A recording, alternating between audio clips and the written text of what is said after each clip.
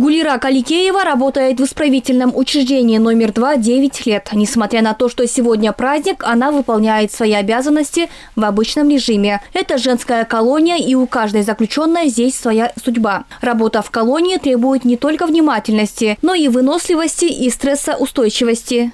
Албетте, бул жерде тагдырлары оор, аял заты отурат, негизиненчи анан осужденные, попадая в колонию, первым делом ломаются психологически. Они нуждаются в помощи. У нас здесь работают психологи. Соответственно, работать с эмоционально-психологически поврежденными людьми тяжело. Любое неправильное слово или отношение может привести к негативным последствиям.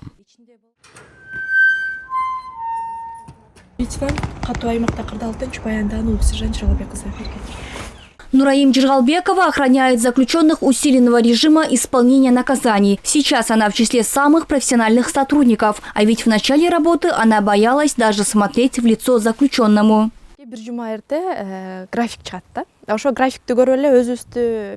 С первого дня работы каждому новенькому сотруднику назначают наставника. Опытные учат, как правильно выполнять свои обязанности. Каждую неделю нам обновляют график работы.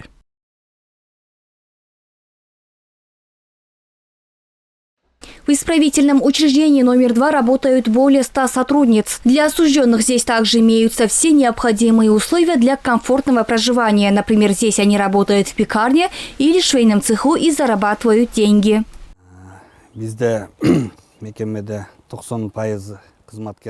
У нас работа ведется строго по протоколу и по закону, но и уделять внимание сотрудницам в праздничные дни не забываем. Коллектив на 90% состоит из женского пола. Мы поздравили их 7 марта, а сегодня у нас обычный рабочий день. Все пришли на свою смену.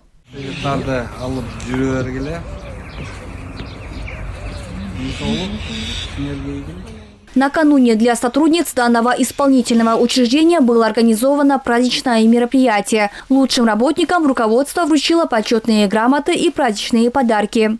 Ахмер Нурдинова, Руслан Бараненко, ЛТР, Чуйская область.